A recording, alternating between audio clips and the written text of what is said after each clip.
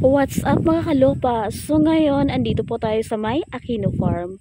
So bali binalikan ko lang itong Aquino Farm. Chichik ko lang yung mga muho ng buyer ko. So bali nakakatuwa yung ganitong senaryo na after nila mag-avail. So ngayon, chinecheck ko na lang yung mga muho nila.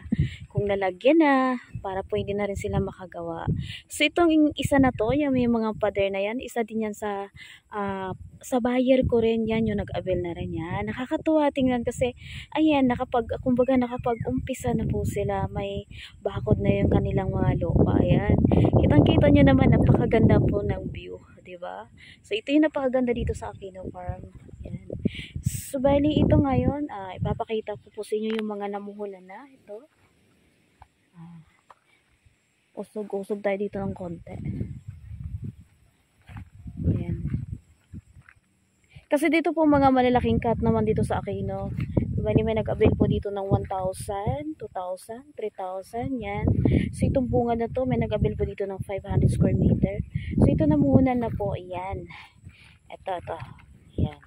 Ito turn over ko na lang to sa kanya. Kailangan mabakura na niya para kung sakaling dumaan po yung truck, pwede na siya na hindi na masagi yung mga muhon niya. Yan. Pwede na siya dito magsalpak na ng kubo. Pwede na rin niya bakuran. Pwede na magtanim-tanim. So ganito po dito sa may aming mga farm. Napakabilis lang po. Buwan lang. Yan. Konting hintay lang. Minsan nadidelay kasi nga dahil sa ulan, sa panahon. Pero tuloy-tuloy lang po yung pag-turn over po ng mga lupa po nila. Yan. So ito yung paligid. O diba? Ito as in, tabi lang siya na kalsada. Yan lang. Ito na kalsada. Sementado po yung kalsada dito. Papakita ko lang sa inyo yung kalsada. Yan. Ito. Yan. Tabing-tabi lang siya ng kalsada. So napakaswerte po yung mga nakapag-avail po dito sa Aquino Farm. Yan. Kita nyo naman, kailan ako nag-vlog dito. Wala pa tong mga to. Diba? As in, yung pinapakita ko dito sa Aquino Farm dati is kalsada lang talaga sa mga tanim-tanim. So ito, mayroon sila mga tanim dito sa may gilid. Yan, meron na rin pong binibuild po na bahay. Yan, magsi-second floor pa po yata siya. Napakaganda.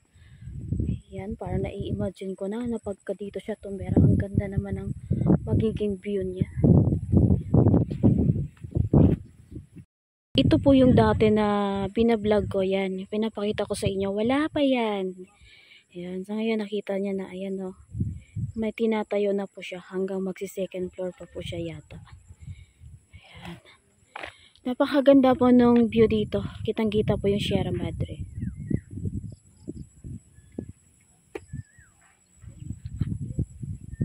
Ayan, di ba? So pagka mag-avail po kayo, mag-message lang po kayo. Kontakin nyo lang po si Ahinting Bisaya para updated po kayo. Saka sa mga nag-avail na po, thank you so much.